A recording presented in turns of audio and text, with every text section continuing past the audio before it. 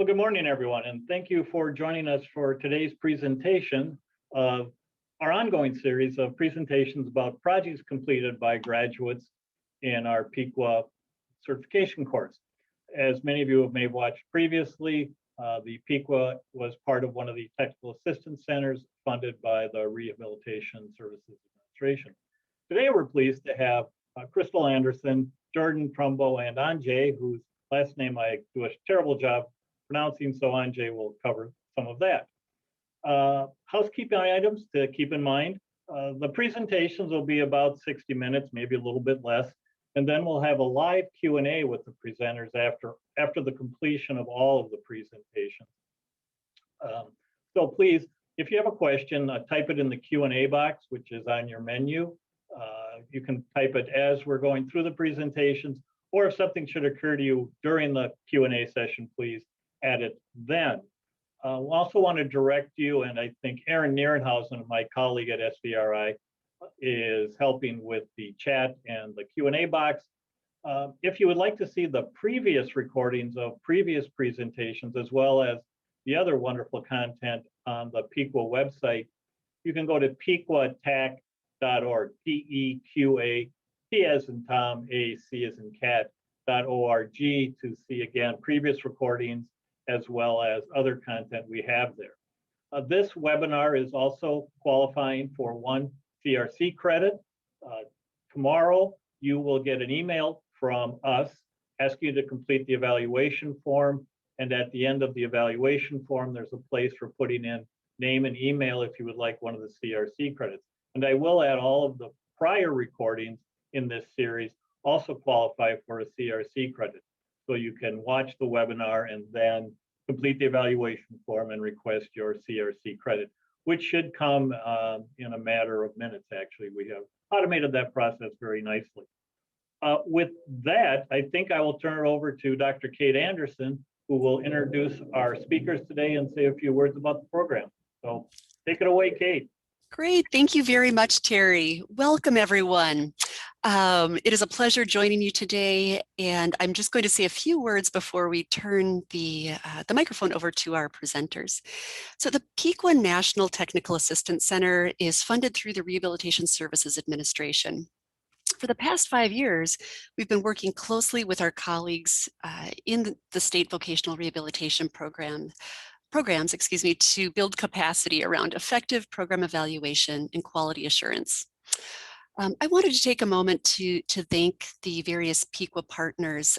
There's really just been a phenomenal team behind the scenes here working and having the pleasure of working with our colleagues in the state agencies. Certainly the team at the Stout Vocational Rehabilitation Institute has been wonderful and done an amazing job, as have our colleagues at Michigan State University, who have been coordinating the capstone projects, as well as our colleagues at CSAVR, University of Wisconsin-Madison, and our tremendous cadre of coaches, PEQA coaches, and capstone mentors who've been working closely with our colleagues at the state agencies over the past number of months. And certainly we want to thank and acknowledge our colleagues in the public vocational rehab program, as well as RSA, for your ongoing partnership. And it's just truly been a pleasure and a joy to work with you all. To date, we've worked with 37 of the state voc rehab programs and agencies. And we are in our final several months of the PEQA TA Center. So again, 37 programs. It's really been such a joy to work with you all. Today's presenters have worked diligently to complete the PEQA program. And this entails both the online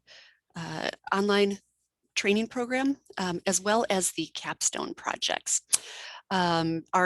Our presenters today, our panelists, Crystal, Jordan, and Andrzej, are all officially graduating from the program as of today. So please join me in congratulating them. They've worked hard, and it's really going to be a pleasure hearing their presentations on their capstone projects. Again, Crystal Anderson from Arkansas, Jordan Trumbo from South Dakota General, and Andrzej Walz-Chojnacki from Wisconsin. And with that, I am going to turn the microphone over to Crystal, and we will start hearing from our panelists. Thank you. Thank you so much, Dr. Anderson, for that illustrious introduction. So I feel like I really have to bring my A game today for everyone. As Dr. Anderson just mentioned, my name is Crystal Anderson, and I am the Quality Assurance Manager for the Arkansas Division of Services for the Blind. I am so honored and humbled to be amongst you guys today to present my findings on pre-employment transition services and vocational rehabilitation progression. So without further ado, I'm going to go ahead and try to share my screen here. Bear with me.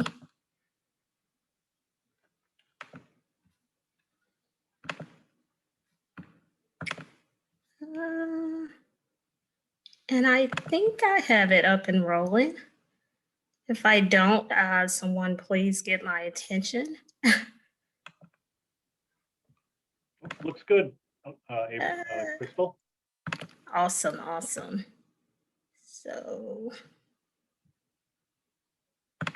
looks like I have a message on my screen. Forgive me.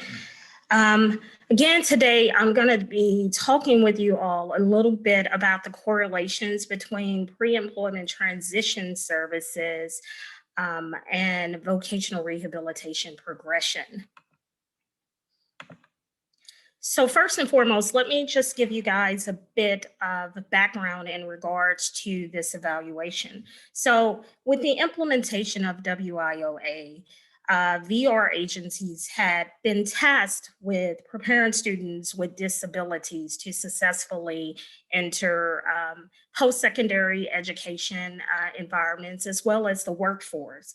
I'm not, I'm not sure what you guys experienced, but I will attest to the fact that here in Arkansas, we had to be very creative and industrious in regards to providing the instruction for the pre-employment transition services. So in an effort to streamline and customize these opportunities for the students with disabilities, the Arkansas Division of Services for the Blind formed a very promising partnership with the nonprofit organization World Services for the Blind here in Little Rock, Arkansas, with a purpose to design and facilitate customized modules for pre-employment transition services. And while this is all well and good, from a quality assurance perspective, my number one question was, what's the return on investment? I wanted to know if the outcomes of the STYLE program, it matched the expectations of the program. And furthermore, I wanted to know if there were any correlations between participation in the STYLE program and VR progression, specifically from demographical perspectives. So let me talk a little bit about the methods and procedures that I looked at for this. So to measure the effectiveness of the STYLE program in relation to VR progression, I conducted a qualitative study, or excuse me, I conducted a quantitative study, slip of the tongue, of descriptive data. The target population consisted of 208 students with disabilities, all who were eligible for VR services. 43 of these individuals participated in the STYLE program. Of those who participated in the STYLE program, 25 were female, 15 were male, and 3 chose to not self-identify. 24 individuals were white, 16 were non-white, and of course, 3 did not self-identify. Of the 16 non-white individuals, 10 were African-American. 25 of the total 43 STYLE participants were from the Little Rock area. with the remaining participants from various areas throughout the state. So in regard to my data collection, I used Aware DSV's case management system to generate and export an Excel report of all students with disabilities as of July 2019.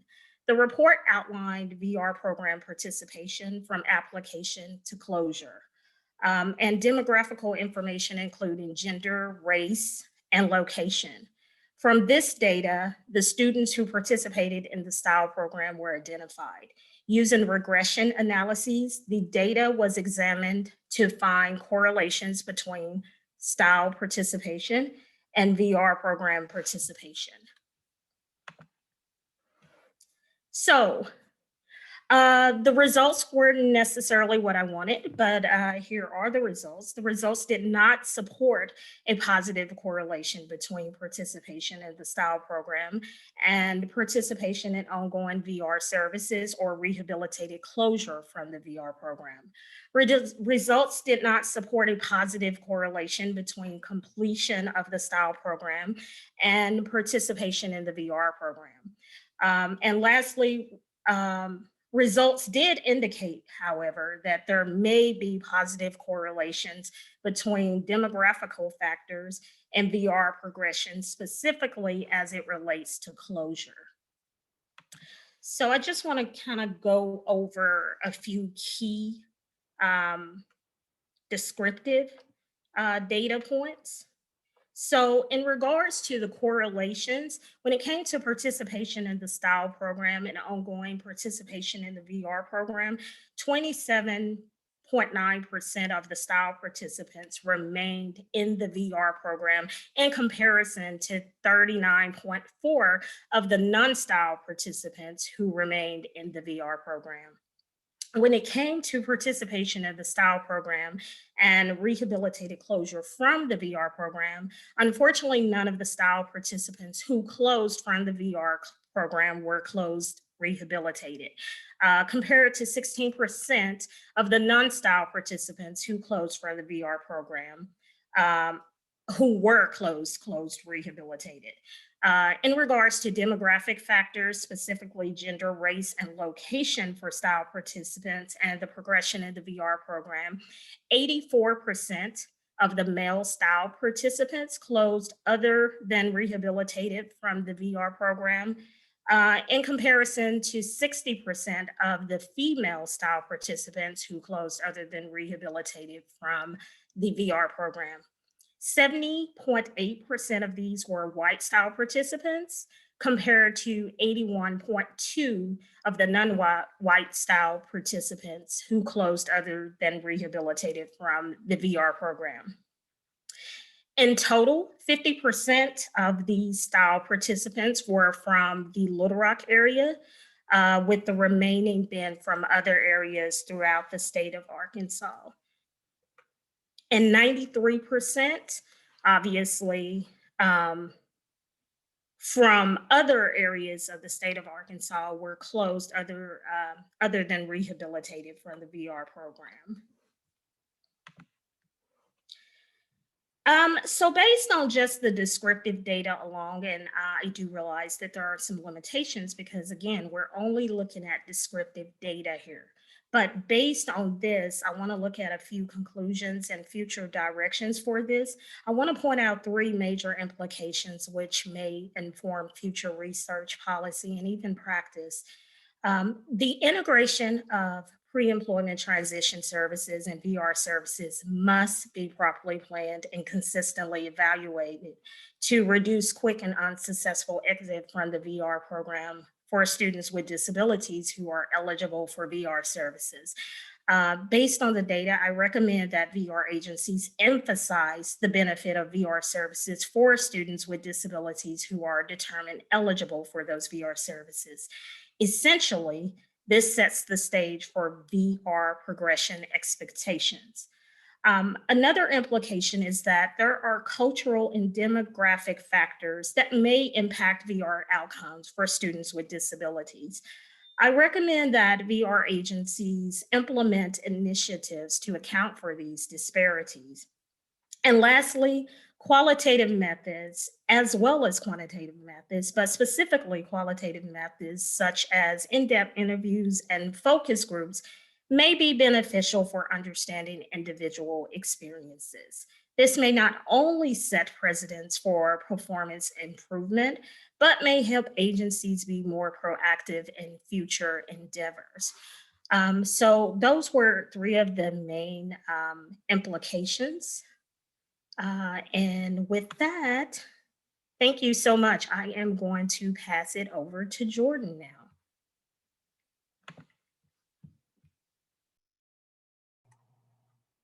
Thanks, Crystal. All right, I will get my screen shared here.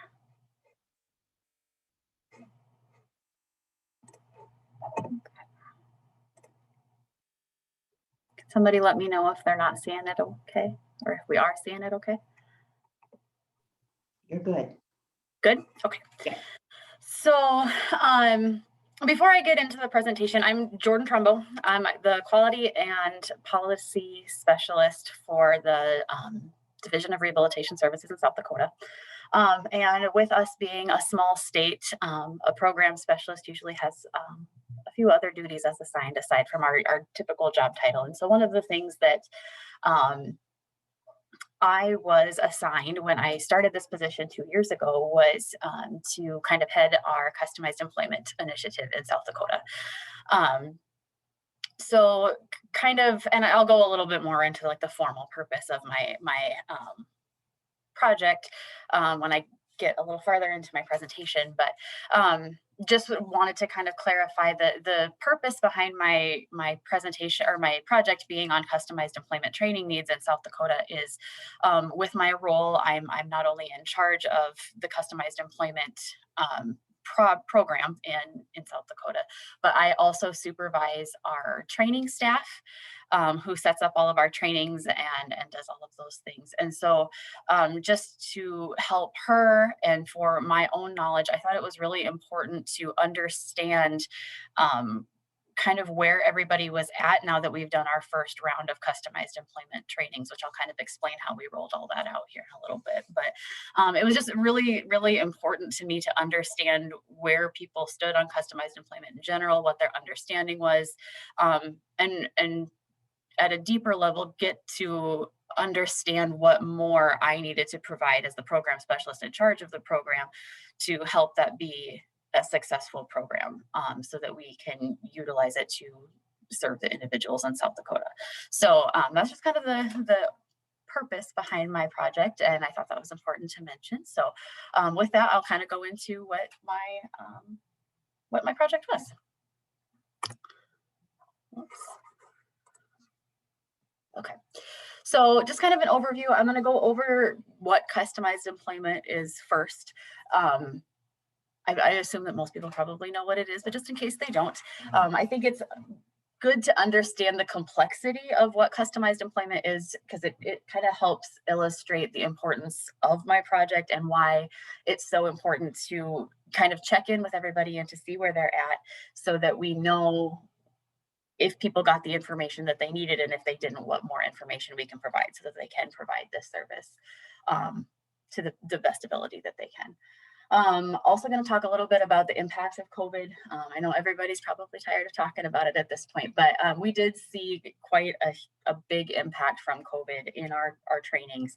And so I think that that's worth noting since I was looking into training needs. I think that some of our needs came about because of COVID and the limitations that some staff had to be able to actually execute the services once we trained them how to do it. And then just kind of go over my study and what my results are. So that, just a definition of what customized employment is, and I'm going to read it just for the sake of time, but according to the Rehabilitation Services Administration and Department of Education, customized employment is a competitive integrated employment service for an individual with a significant disability that is based on individual determination of strengths, needs, and interests of the individual with a significant disability and is designed to meet the specific abilities of the individual with a significant disability and the business needs of the employer, and is carried out through flexible strategies, including job exploration, facilitation of placement through a customized job description, and individualized services provided by a person of the client's choice in the employment environment. So it's a really long explanation to just say that customized employment kind of just takes a different approach to traditional VR services. That, with traditional services, we're trying to find a job that is a good fit for the person in a sense.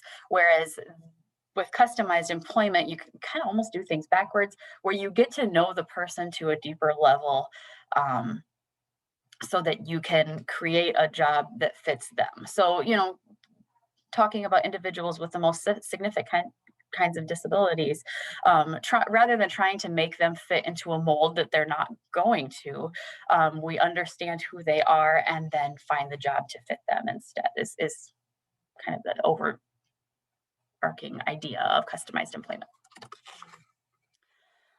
So again, it's just comprised of individualized services, getting to know the person at a deeper level, finding a job to match the person and not the other way around. It's good for everyone. That's one thing that we talked about quite a little in South Dakota, is that we were targeting individuals at our community support providers with developmental disabilities.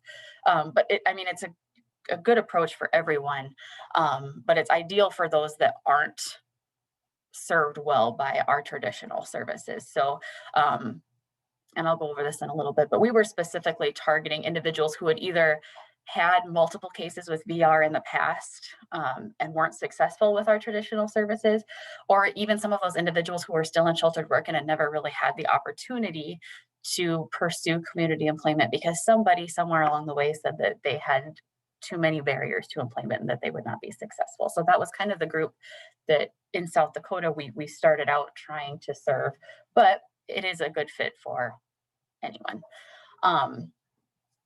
And it is comprised of two parts. Like I said, rather than starting with jumping right into the job search, you do a process that's called discovery, which is essentially kind of just getting to know your client at a deeper level. You find out who they are, who their family are, what their interests are, how they learn, how they react to different things, and just getting to know them at a deeper level so that you can customize a placement within a business or doing their own business so that it works for them. And then once you get to know that person to that level, then you can kind of go into that job negotiation and customization. There are some essential elements of discovery. So these are just key things that we try to gather during the discovery process. So this is determination of an individual's strengths, needs, and interests using recognized strategies of qualitative research. Should strive to view the employment seeker descriptively rather than evaluatively. And that's something that with traditional services, we're always assessing. We're doing evaluations. We're seeing if people can do things. Rather, you go in with customized employment, you go in assuming that people can learn and are able to do things. And so you're just describing how that process works for them. It should include interviewing the individual, family, friends, and other natural supports. That's huge with customized employment, is making use of those important people in the person's life. Should include observations of and participation in environments and activities that are typical to the employment seeker. Should have a focused review of records pertaining to the job seeker. It's a pretty lengthy process, which is something that we struggled with in South Dakota that we're still kind of working through, and includes thorough, comprehensive documentation. We worked with Griffin Hammis and Associates, and they have what they call a discovery staging record, and it ends up being, once you've gone through all of the stages, there's lots and lots of pages of documentation with the goal of having a really comprehensive view of your client before you go into job customization. Then once the discovery process is done, like I said, we move into job development and customized employment. And there are also essential elements for that. So kind of the main points of that are negotiating job duties. We were really discouraged from putting people into like just jobs that are like posted as openings, and rather working with businesses to identify specific needs that they have, and finding out how our client, based on who they are, can contribute to that rather than trying to make them fit into a job description. Also just individualization, negotiated pay of at least minimum wage is huge. It needs to occur in the community and be competitive integrated employment. It should be a mutually beneficial relationship for both the business and the client. We talked a lot in the different trainings that we did about just making sure that, like, I don't even like to say this out loud because it feels kind of gross, but like, so that's not a favor, that the business doesn't feel like they're doing the client a favor by bringing them on, but that it's something that's like contributing to the business and it's meeting a need that they have, so that it's just as beneficial for the business to have the client there as it is for the client to be employed there. Having a no-fail process and mentality, looking at self-employment or customized kind of situations, as it pertains to the person, and then just making sure that we're meeting the needs of individuals with disabilities who have not been or are unlikely to be successful with traditional demand-side employment. So in South Dakota, I got a little ahead of myself, but what our goal was is we were going to do the training in 4 different rounds with our community support providers. So these are our DD agencies, with the goal of, again, with these first round of trainings, really targeting those individuals who have not been successful with our services in the past, or who have never had the opportunity to receive our services. So that was kind of our goal going into introducing customized employment into South Dakota. So we did 4 different rounds. There was a pilot group with a couple of our agencies that had shown interest and just had a high level of success prior to customized employment. So they were kind of our pilot group. And then we just split it up kind of by regions so that travel was easy and whatnot for everybody that was involved. And again, yeah, our focus was just to serve those who hadn't been successful in community employment in the past. The training consisted of 2 parts. It started out with a 40-hour course, which for 3 of our groups we were able to do in person, and that was kind of the standard. And then our last group actually had to be moved online due to COVID, which I'll talk a little bit about later. But there's a 40-hour course requirement with some classroom time and some group work and some outside assignments and things that you had to come back and report on at the next day of training. So, and then from there, once people had completed that 40-hour course, they moved into mentoring, which is where they are working with an actual VR client that is interested in a good fit for customized employment. And they provide customized employment services and are able to submit their work as they go and get feedback from our trainer at Griffin-Hammis, so that you know, they're not making an assumption of how a part of the services should go, and moving forward and not doing it correctly. So it's just getting some real-time feedback on how to provide those services in the best way possible. Like I said, we did have some impacts of COVID-19 with our training. You know, we had the one group that went from an in-person training to an online format because of COVID. That was something that even our trainers at Griffin-Hammis, they had never done that before. And so it was kind of I think we were one of the first ones that even did their virtual format for that training. And so we just had to kind of try it and see how it went. And it overall, it went okay. But there were things that we missed because we weren't able to be in person. It impacted the time that staff had to provide services, and some agencies stopped employment services altogether. In South Dakota, we never had like a statewide mandatory shutdown. And so it was kind of interesting because we had different agencies that were having different rules, and we had some staff that were trained in customized employment that were then like reassigned. And it just created kind of a hard environment that we were able to get people into the training, but then they weren't able to provide the services right away. And so, or some of them not even at all yet. And so it just, one of the biggest impacts, I guess, that we've seen is that people were able to get trained, but they weren't able to then do the service and get that real-time feedback and learning experience that you get with the mentoring just because of impacts of COVID. So that's something that I kind of knew going into this project was going to be something that we'd have to overcome, and it did get brought up. So that'll be something that we'll have to work on moving forward.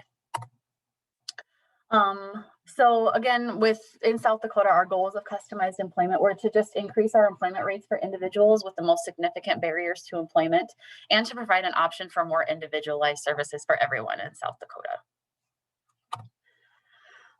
So my problem statement, or just kind of, which I kind of already went over, the reason, the why behind this was, you're doing this as my project, was just to assess the effectiveness of the customized employment trainings that we had done in South Dakota, to kind of inform what the ongoing training needs were going to be. With my role and my staff's role, it was just important for me to understand where everyone was at so that we could, moving forward, provide ongoing resources and supports and training to those people who had done this first round of training, so that we can continue to grow our customized employment program and have it be as effective as possible. So the purpose of the study, I'm probably starting to sound like a broken record at this point, but was to understand the training needs of both our VR staff and our employment service providers. Make sure that we're providing good, complete training that's leaving people feeling like they understand what they need to do next, so that they can provide adequate services to the individuals that we're hoping to serve. And it was just, I think, good to, from a quality assurance perspective, I always think it's good to allow staff to share their opinions and feel heard, as far as what their needs are. And so this kind of helped me to allow staff that time to share what their needs are, so that in my role as a policy and quality assurance and training person, that I can provide those things to them and help those needs get met. My research procedures consisted of 2 different pieces. I did focus groups with VR staff just because they were a little bit smaller groups, so I was able to individualize that time with them a little bit. And I did 2 different focus groups. So we also had 2 different trainers. So we worked with and contracted with Griffin Hammis through all of our training. But we had one trainer that was assigned to South Dakota that got assigned somewhere else. And so he did 2 of our trainings, and then we had another trainer do the other 2. And so I did 2 separate focus groups just because they had different trainers, different experiences. And I just asked them some questions about, their overall thoughts about customized employment, their thoughts about the training, what they feel like they still need to be able to adequately provide customized employment in South Dakota, and things like that. And then kind of using the responses from my focus group, I used similar but more targeted questions to create a survey that then went out to our providers or our employment specialists, to get kind of basically the same information from them. I used SurveyMonkey for that and sent that to approximately 60 providers that had attended those trainings with us, and gave them 2 weeks to complete that survey. My focus group questions were, I asked about what they thought the strengths were of the customized employment training and what some of the weaknesses were. Just ask about their general thoughts on customized employment as a service in South Dakota. What we could have done better to introduce the topic in South Dakota, and just kind of what other areas of support and recommendations that they had for moving forward. And then, like I said, based on those responses, we kind of specified, I guess, the survey questions that went out to providers. So again, ask about strengths and weaknesses, views of the program, and what areas of support and recommendations that they have moving forward. So going into this, I was actually able to participate in the trainings. Just with my role, my supervisors thought it was helpful for me to actually be in all of those trainings. And so I had some of my own expectations of things that I felt like we were going to need as far as resources moving forward. And just, talking with different staff or some questions that I had got from staff, I had some ideas of things that we were going to need to attend to moving forward. And so going into this, I thought we would probably need some more black and white descriptions of the process, just like, here's what you do, and then you do this, and then you do this. So just making sure that we had that as a resource that was available. Doing a training that follows the same order, because I know I had gotten some questions about like the order that you do the different processes in. So clarifying that for staff. Just providing increased resources and clarification on like our policies and practices for customized employment. And just again, clarifying the policy, because I got a lot of questions after the trainings about like, okay, well, I get this, but what about this? And what about this? And so writing our policies in a way that would help staff answer those questions when they got to those unique scenarios with their clients. And so then my results, and these are just kind of the areas of need or concerns that people had that they identified either in the focus group or in the survey. They would like some more timeliness in the feedback was one thing that was requested. There were times that they would ask me questions, and it's a new program, and I was relatively new to my position when this started. And so I didn't always have an answer for people and wasn't able to get back to them with an answer as quickly as they would have liked. So it was good feedback for me to know so that I know how to handle things differently moving forward. Clarifying the roles of counselors versus providers in the customized employment process. We had everybody trained together, and so there was just some confusion about who did what and when, and so just clarifying that for people. Developing strategies to decrease turnover in both the providers and state VR staff. We had a huge amount of turnover as we were doing these trainings, and so we would have people that were there for one part of the training, and then by the time we did the next week, they were gone. So just kind of talking about the impacts of that turnover. Providing training on concepts and resources that show kind of the linear progression of how customized employment should flow. Clarifying how we move forward with the service after discovery is done to provide that customized job employment process. Providing strategies to support providers with limited time and resource due to role limitations, which I kind of talked about due to COVID. We had a lot of staff that were reassigned, and so now they're feeling like, I don't know how to do this with the time that they're giving me to do it now. Providing more training and strategies for customized job placement. Providing feedback to job seekers in a constructive manner was one thing that had come up. And providing strategies for maintaining progress with customized employment services when people are experiencing natural transitions in their life. So we had a couple of individuals that were receiving the service as part of the pilot program that were transition age students that, they left their high school setting and went to a transition program, and we hadn't given anybody good resources on how you transition the customized employment services with them, and so they just wanted some more information on that. Another thing in the survey portion for the provider needs, they had identified that how to provide information on how to provide customized employment services efficiently. They're finding that they don't have as much time as we were saying that they should take on customized employment. Additional information on customized job development, that transition from the discovery to the job development process, clarification of roles of the counselors versus the providers, and strategies to maintain progress. So again, very similar responses for the providers as we had for our VR group. I also asked the providers what concerns they had about providing customized employment. And some of their responses were just time to complete the services. Again, they've been reassigned, they've been moved around and don't have the time that they once had. The roles of the counselor and the provider had been kind of problematic for them, just not knowing who was supposed to be doing what. Staff turnover had been a big one.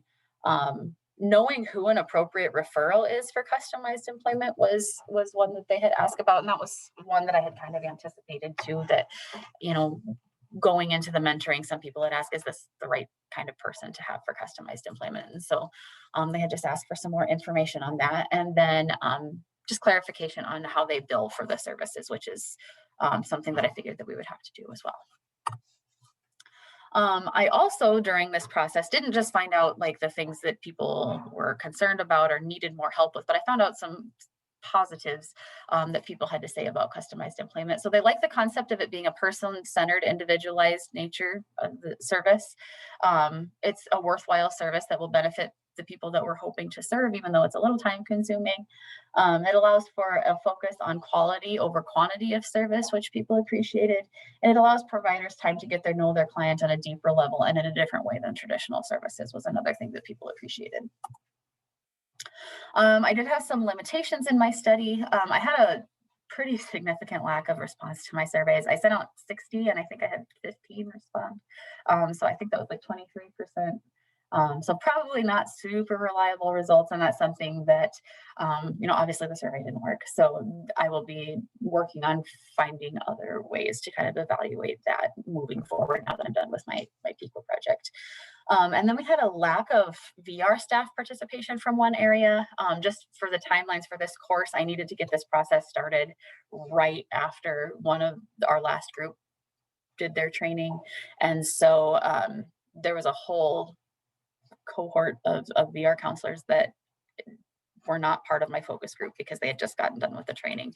And so we missed out on their experience, which isn't a limitation to my study. And then, yeah, just basically based on these limitations, I know that I have some more info that I need to gather to really make the best informed decision about how we're going to move forward with training and resource and policies moving forward. So just in general, kind of what we got for this is, some better ideas of things that we need to do for training and policy and resource development to help people do this. But the overall, people are excited about the service and see that it's going to be a benefit to the people of South Dakota and the people that we serve. And I guess we're doing questions at the end. So I will go ahead and stop sharing and turn it over to Andrzej.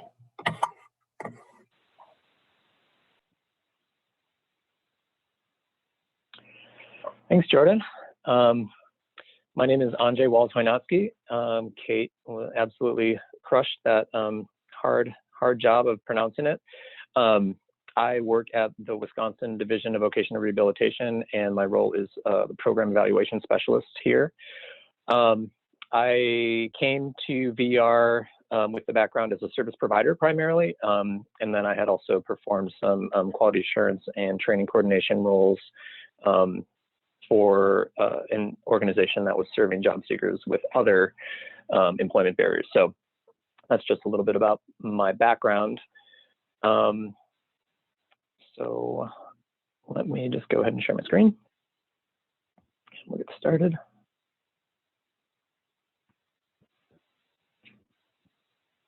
So my project was, it was basically, I wanted to set out to design a measurable service.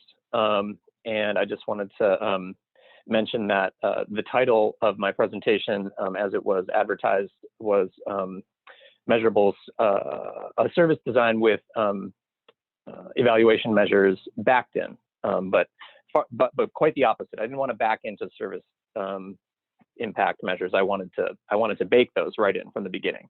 And part of the reason for that was my first job.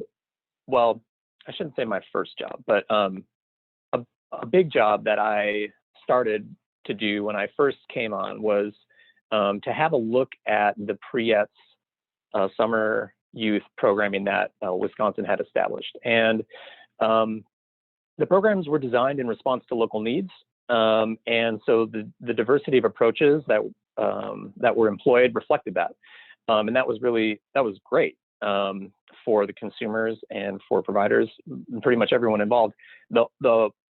It was a problem for me though, as an evaluator, because of the way that, because of the wide variance across the state, there were no kind of standard outcomes, and that posed a bit of an evaluation headache. So basically, I wanted to make sure that, to the extent possible, we could avoid a situation like that in the future.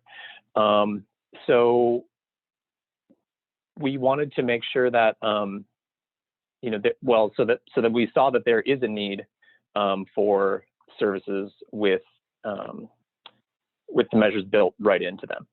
And that led me to, I think was a bit of an atypical program evaluation and quality assurance project, in the sense that I didn't take data that was already existing from our agency about things that had been happening within the agency. Instead, I wanted to create data, basically, use the services to create data. So that was a more relevant area of professional development for me personally, and also more valuable for my agency. We already require providers who are going to be, who are proposing a service to us, to describe their outcome measures. So it seemed sensible that we would do the same for our own service designs. And during the conversations with providers, I try to be very clear about the fact that the reason we're so interested in performance measures is not because we're really interested in punishing people who are not performing, but really to make sure that we understand what are the things that are working, so that we can replicate those statewide. So that's just a little bit about kind of the setup of where I was coming from with this project, and why I chose to take what I believe is a little bit of a different path, which is kind of generative as opposed to evaluative. Let's see here. So that definitely dovetails with what I understand to be some industry standards, where we're really trying to move beyond just employment for people with disabilities to, you know, like entry-level work. We're trying to place consumers, which is what we call the people we serve in Wisconsin. We want to help them to get on a career pathway with an ultimate goal towards self-sufficiency. So financial capability is going to be a natural need for consumers that are going to be earning wages and managing their cost of living. And it might even be a prerequisite to understanding the career path that they want to choose, right? So I had seen that need, and I had heard that need from providers and colleagues that I was talking to. But I wanted obviously to move beyond just what I kind of thought and what other people were telling me to take a closer look. So the way that I did that was to obviously conduct some research, and I did 3 kind of categories of research. I wanted to make sure that I was looking at all the different perspectives that were available to me. So I used academic sources and met with current service providers and other stakeholders. I reviewed several different curricula to make sure that the services that we were going to be offering would have the greatest likelihood for success.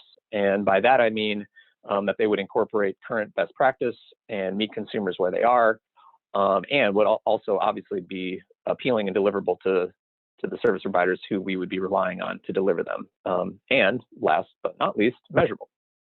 So some of the academic research that I came across right away was really important. Actually, I met with a doctoral candidate here in Wisconsin, and she pointed me towards some literature that showed that really financial literacy as a label and a framework is, it has some weaknesses, not least of which is that it's kind of condescending, right? You're saying the reason that people are, you know, maybe don't have the best financial outcomes is because they don't know any better or something. They're ignorant, in other words, and they need education, they need literacy. And the reality, I think, is probably that people with low to medium income are actually quite a bit savvier with how to manage their finances.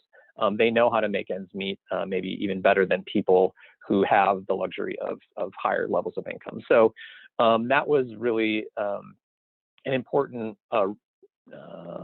change for me. And I was also introduced to some literature that showed that really what's required, or what's most helpful, in fact, is not simply literacy, but also access and opportunity to financial institutions and services. So that really shifted the way I was thinking about how our services should look. So in addition to just having literacy services, I wanted also to have coaching to implement a plan. And basically, that's kind of similar to the way we have structured our work incentive benefits analysis service, where somebody meets with a benefits counselor and then they get a plan, but then they can also have follow-up to make adjustments and additions.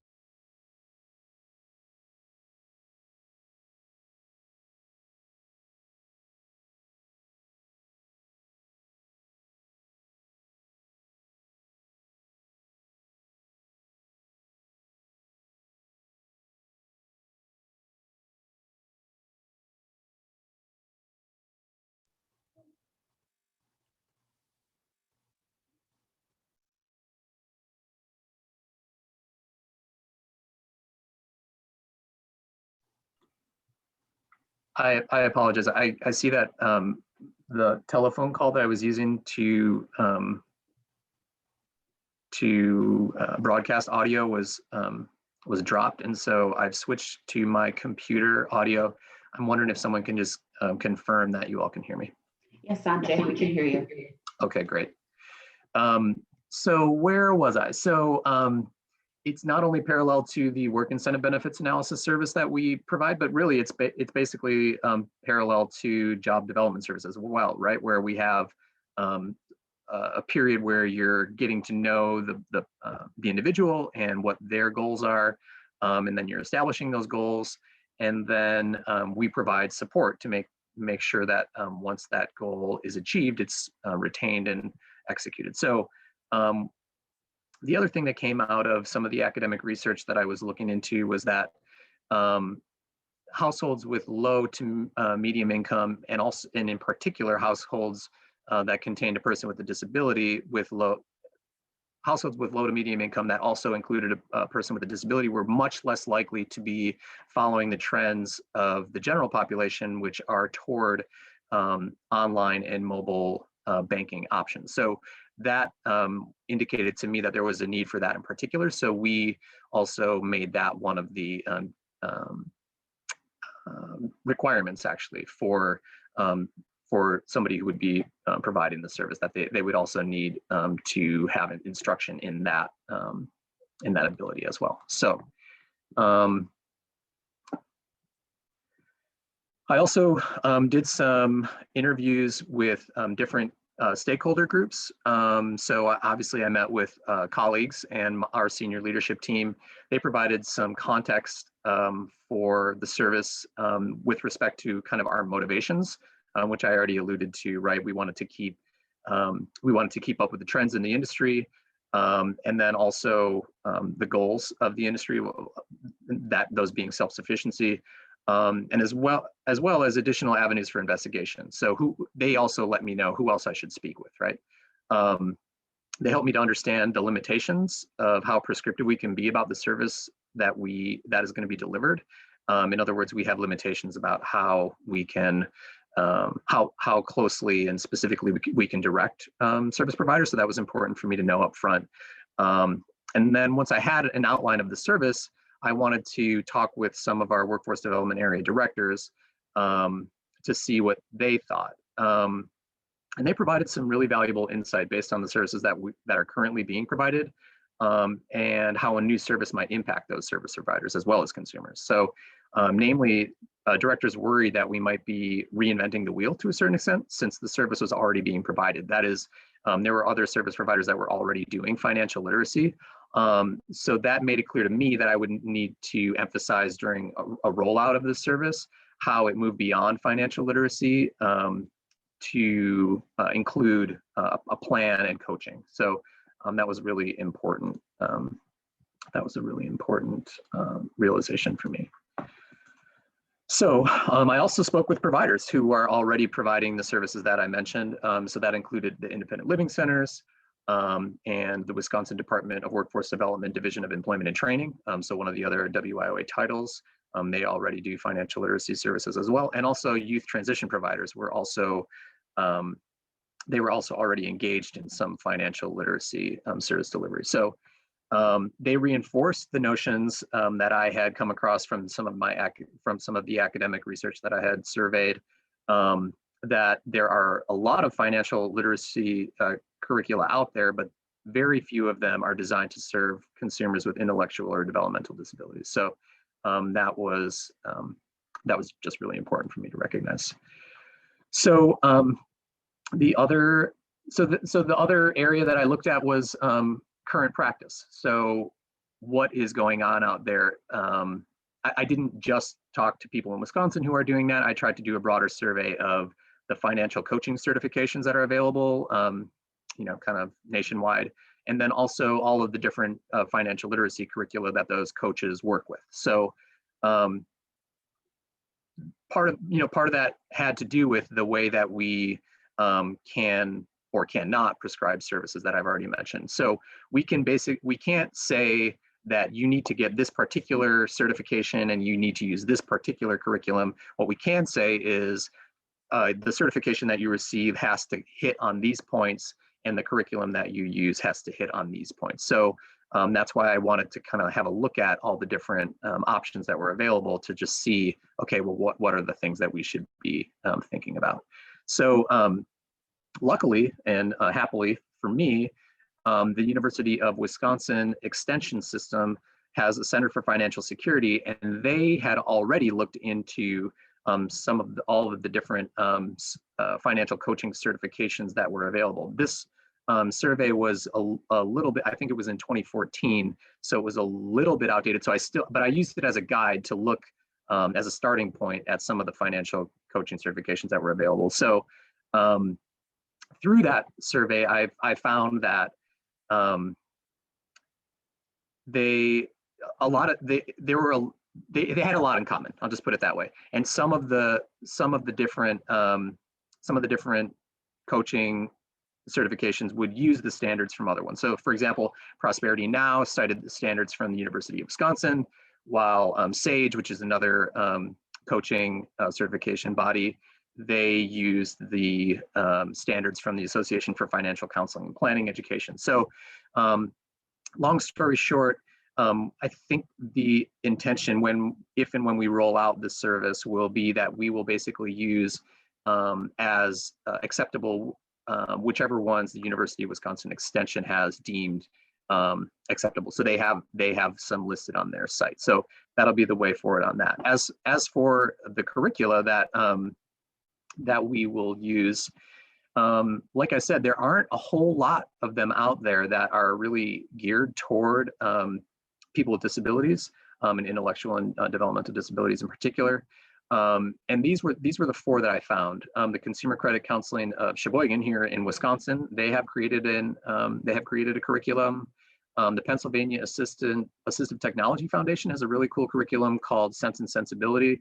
And the Federal Deposit Insurance has a Money Smart curriculum that has some modules and kind of like they're modified to speak to persons with disabilities in particular. So that was a really valuable resource.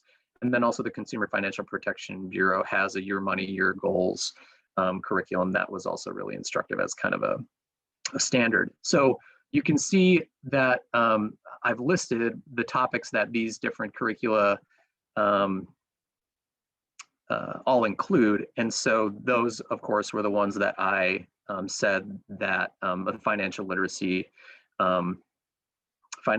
service that we would support should also have. So I'm going to switch to talking now a little bit about that. So that was all of that was just to talk about how I arrived, the kind of research that I did in order to design the service. And now this is what came from that, I guess you could say.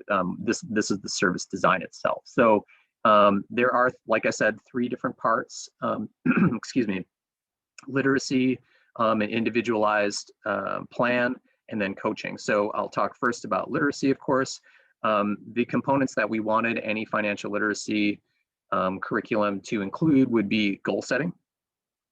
institution on financial, education on financial institutions, including how to make deposits and withdrawals, and also budgeting, including helping people consider what are their income and expenses. We also wanted them to think about borrowing and debt, credit scores, and the risks that are associated with different lending vehicles that are available. So I think probably many of us will be aware of the predatory lending is maybe too strong a word. I think there's kind of a spectrum of financial institutions and services that are available. Some are more desirable than others. So we just wanted to make sure we're thinking about that.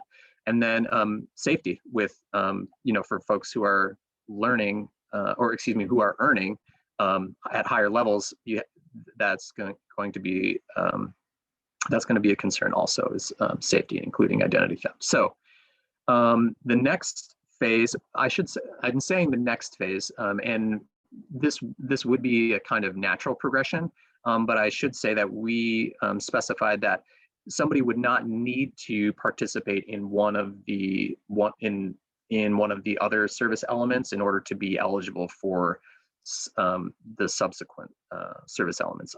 So I hope I'm being clear. In other words, you don't need to have financial literacy services completed or have participated in financial literacy in order to be eligible for help creating a spending plan or coaching for that matter. So this might be a natural progression, but it's by no means the only progression. So the first part of the individualized spending plan, and I should say that was something that came out of the conversation with directors, the workforce development area directors, as well as maybe we shouldn't be talking about creating a budget, but maybe we should be talking about creating a spending plan. So, one of the, some of the requirements of this budget would be that the provider is helping the consumer match out their income sources and then also their expenses, and those expenses should be paying attention not only to the regular ones but also some that are intermittent, and then also ones that they've included in the plan, right? So some of their goals would be down the road but are obviously foreseeable. So we are also requiring that the plan identify the consumer needs and desires. So that should, those could include, that these could fall in either the category of a need or a desire. They could have a need to be connected with a savings vehicle.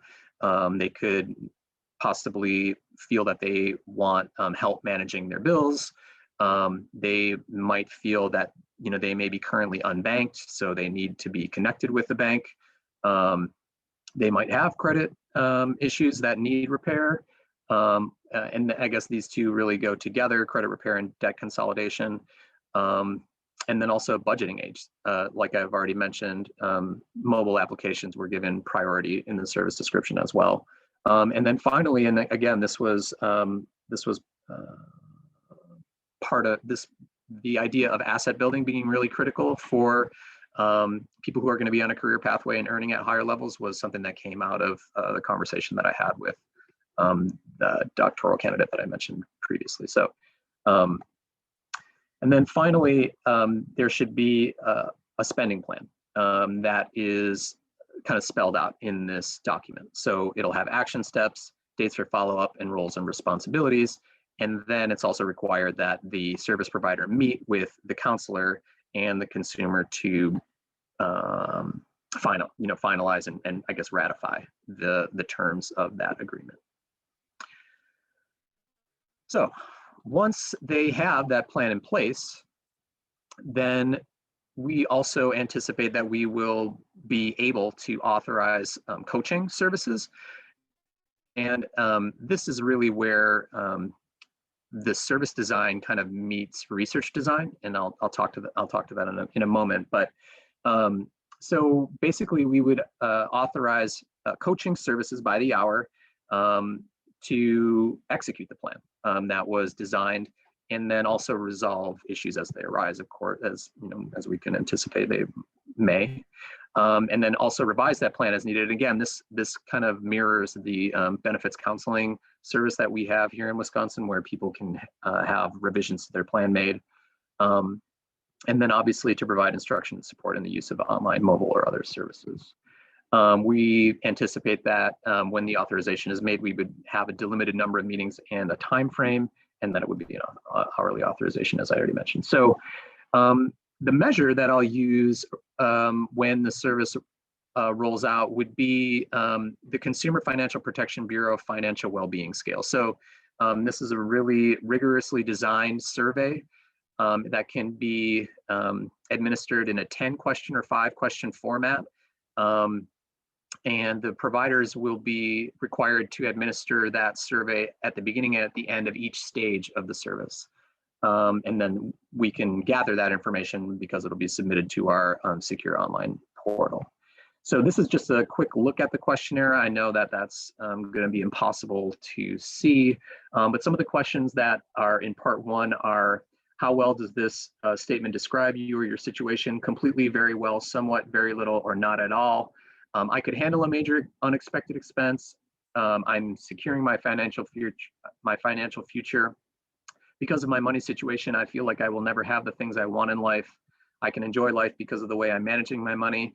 So the reason that I'm just going through these questions is to give you a sense of the fact that it was, I think, very skillfully and intentionally designed to be to measure people's financial well-being. That is, how could they weather a storm of an unexpected occurrence, financial occurrence, and I think that I'm really pleased to find that such a tool existed, because I think that it will also be really appropriate for the population that we serve here at VR. So that was really a great. I was really excited to find that, and I'm really excited that I think because the survey was designed in such a rigorous fashion, we will have some really quality data from that survey. So we can really feel confident about that. And additionally, there's also, the tool includes like a multiplier for or a way of accounting for if the survey was completed with assistance from somebody. So if indeed the consumer had assistance completing the survey, then you score the results a little bit differently, which again is going to be particularly useful in our context. So that was really, again, just really exciting to me. This is the shorter format. This is the longer format. Both include this part 3, but just for the purposes of displaying, I cut off part 3 from the longer format.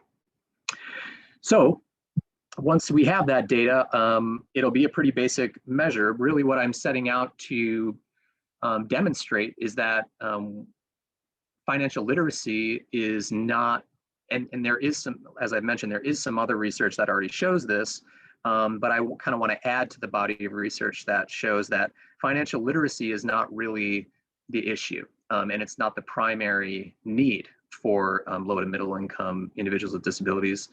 We need to move beyond that to providing some more assistance and coaching and access and opportunity. So basically, the idea is that I'll be able to take the difference in the financial well-being scores from people who have just received financial literacy service. I have no doubt that there will be some people who have just participated in that service, and then compare it to the financial well-being scores of people who also received the individualized financial planning service and the financial coaching service to execute that financial plan. So I'm basically thinking about using just a very basic t-test, and then if we have enough participants in order for matched pairs to be a viable option, then I would also use the VR eval coach tool to do that. I just very briefly, we can think about what kind of visualization I might use. It would be just like a basic side-by-side if we're going to be doing that kind of t-test. And then if it is useful to do some demographic separations, I might use a visualization like that. So as I was thinking about really what might be some of the issues that I might bump up against in rolling out this service. I started thinking that maybe fidelity to the application of the Consumer Financial Protection Bureau's survey might be I could imagine myself as a provider saying, what is this thing? How am I supposed to use it? And so I think that as we roll out the service, there could be another opportunity for another implementation study where maybe there would be a control group of providers that are just provided with the tool itself. That is, when I say the tool, I'm talking about the survey. And just they're told you have to do this before and after each stage of the service and leave it at that. And then maybe some other service providers would be given a bit more guidance in how to use the tool, the purpose of the tool, how they should use it, et cetera, et cetera. So there is another opportunity for me to do an implementation study when the service rolls out. So that's something that I'm thinking about.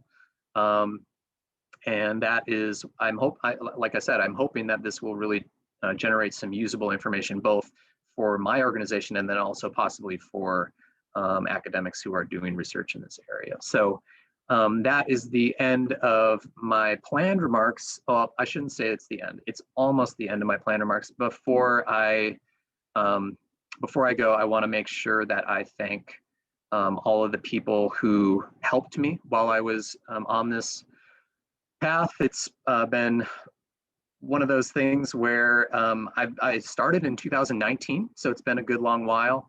And now that it's coming to a close, it's bittersweet because I've really enjoyed my time. And so Kate Anderson was extremely gracious in helping me think about having conversations with me, helping me think about my project. Terry and Aaron were absolutely critical to making sure that I was able to finish the online portion. They really held my hand, and I appreciate their help. Sue P, Malachi Bishop were both helpful to me during kind of like crafting what should my paper really be about. And then I've already mentioned this doctoral candidate a couple of times throughout the presentation, Winnica Jones. She was extremely helpful really at the very beginning stages in helping me think about what are the kind of the key issues. And then I would be extremely remiss if I didn't give a special recognition to Dr. Darlene Grooms, who also really held my hand during the paper writing process and making sure that I was kind of staying true to my vision of what was going to be valuable to myself and my organization.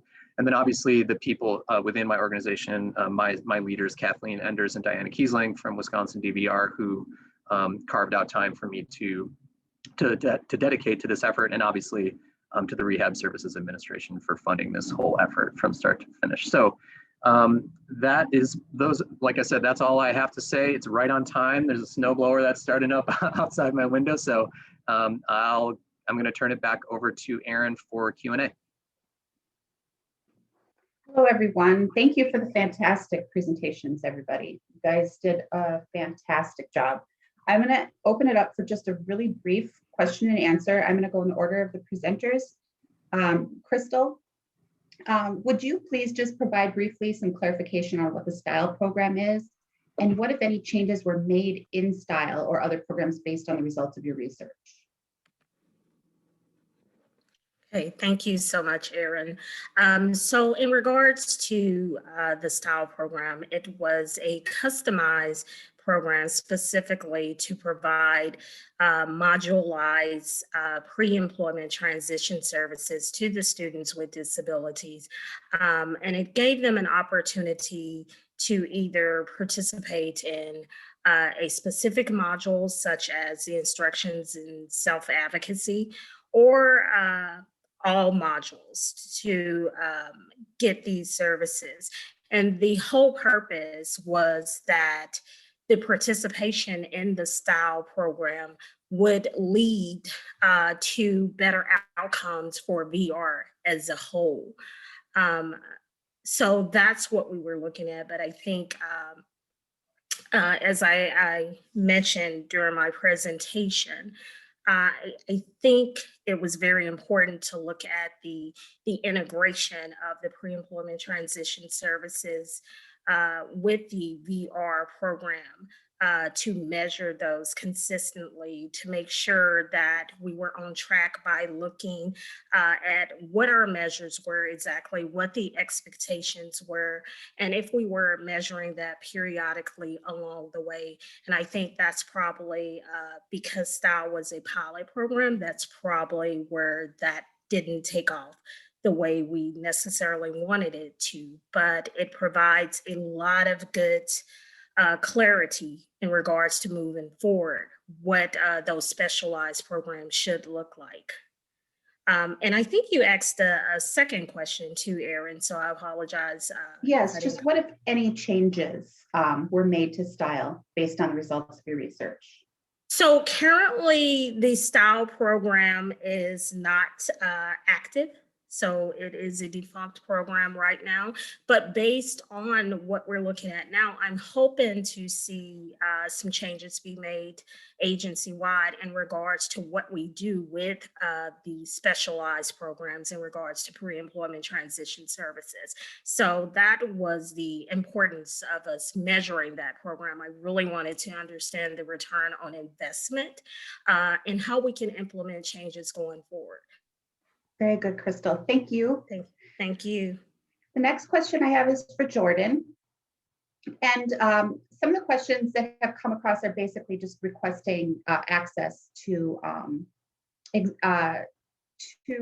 your survey and some of the other tools and information that you used, Jordan. If that would be something that we could provide at a later time through our PEQA website, would you be cool with that?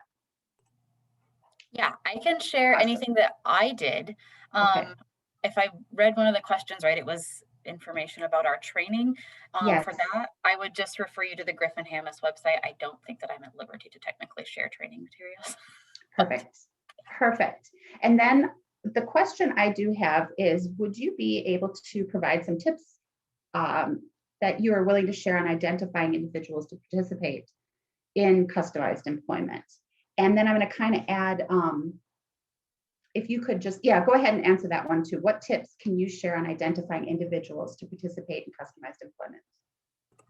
Sure. So like I said, customized employment can really work for anybody. It's just the premise of really getting to know somebody at a deeper level so that you can provide a customized service and help to find a job that's a good fit for the person rather than trying to make the person fit into this unrealistic employment expectation. What we're kind of, and this is actually something that I've been working on since getting these results, kind of things that I'm identifying for South Dakota, at least what could be a good candidate would be somebody who has had multiple unsuccessful cases with VR in the past, or individuals who have never received services, but also targeting those individuals who are able to get jobs on their own and can't maintain them, or who just struggle fitting in at an employment place. I think that that's probably a typical thing that's seen in VR everywhere, is that you just have people that, whether it's a kind of a quirky personality or whether it's a skills barrier or whatever it is, but just those people that you seem to have a hard time finding a fit for them by looking at just a job opening. They're not going to fit into those typical job openings. And with customized employment, you can better find a place where they're going to fit, where they can be successful long-term. Very good. Thank you. Also, can you give an example of what you mean by in a constructive manner in which feedback is given to job seekers?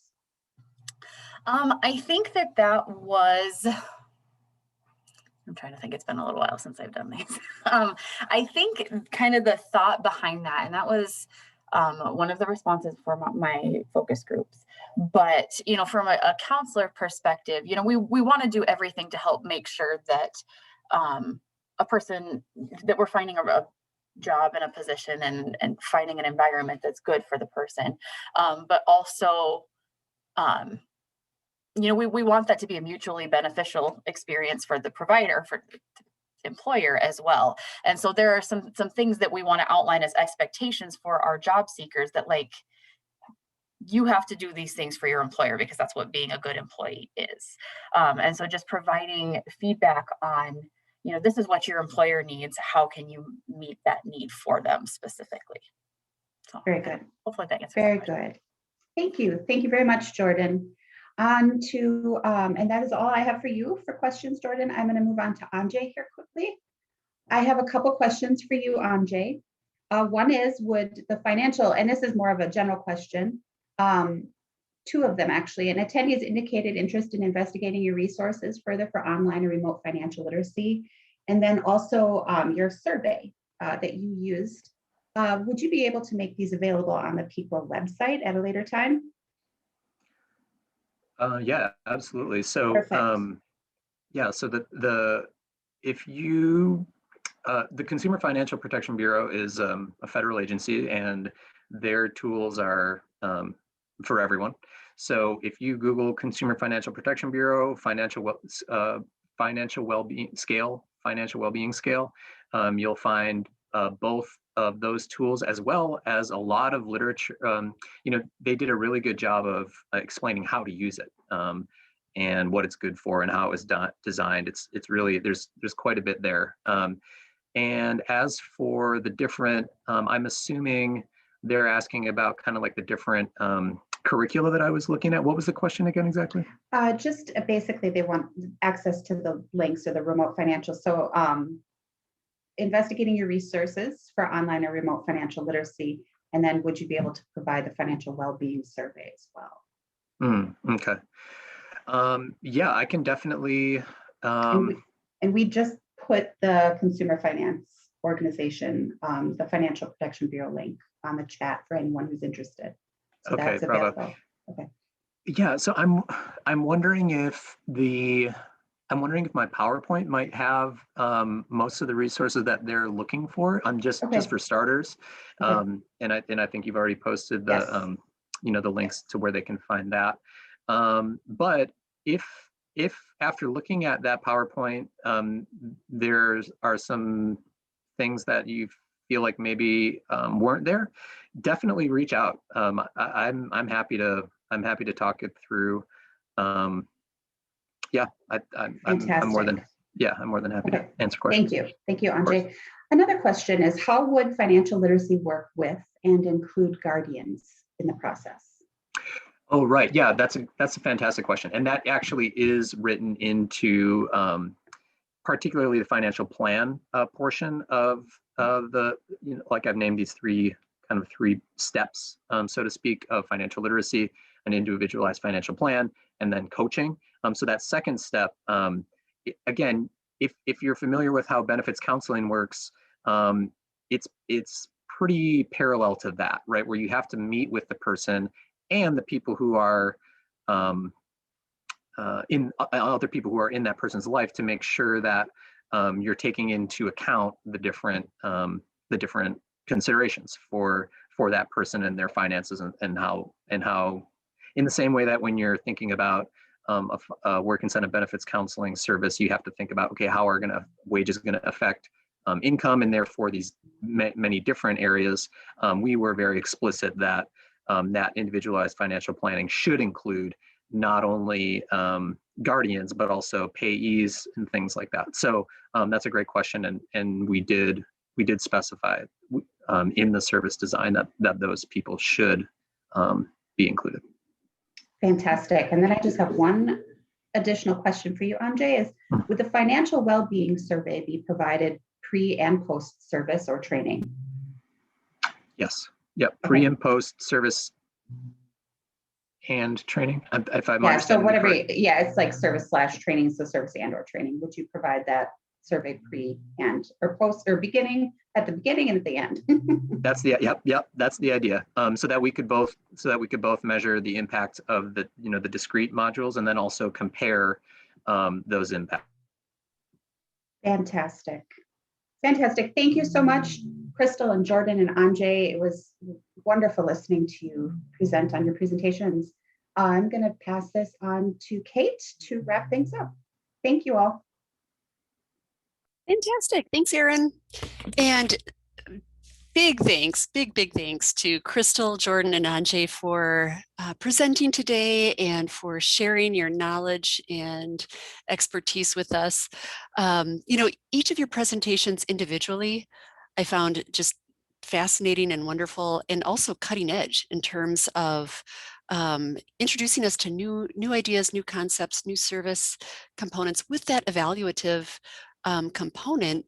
So for me, I'm left with, this is all excellent information, and it'll be fun to see where you take this moving forward. Also, thank you for being willing to remain available, you know, to other colleagues in VR who may have questions or follow up. You know, one of the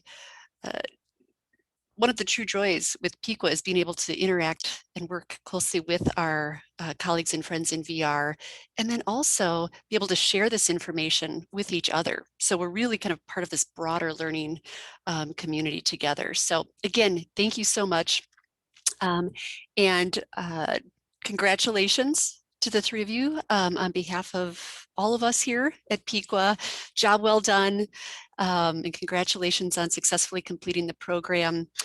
And just a quick reminder to all of our viewers that if you enjoyed today's presentation, you'll be able to find this the recordings on the PEQA website again in about 7 to 10 days or so. Additionally, the link with the evaluation will be emailed out to everyone tomorrow. So complete that, and then that'll generate your CRC credits as well. All right, everyone stay tuned. We have more panel presentations coming up in the weeks ahead. So if you enjoyed this, keep an eye open for your future invitations from PEQA. Take care, everyone. Be safe, stay well, and have a great day. Take care. Thank you.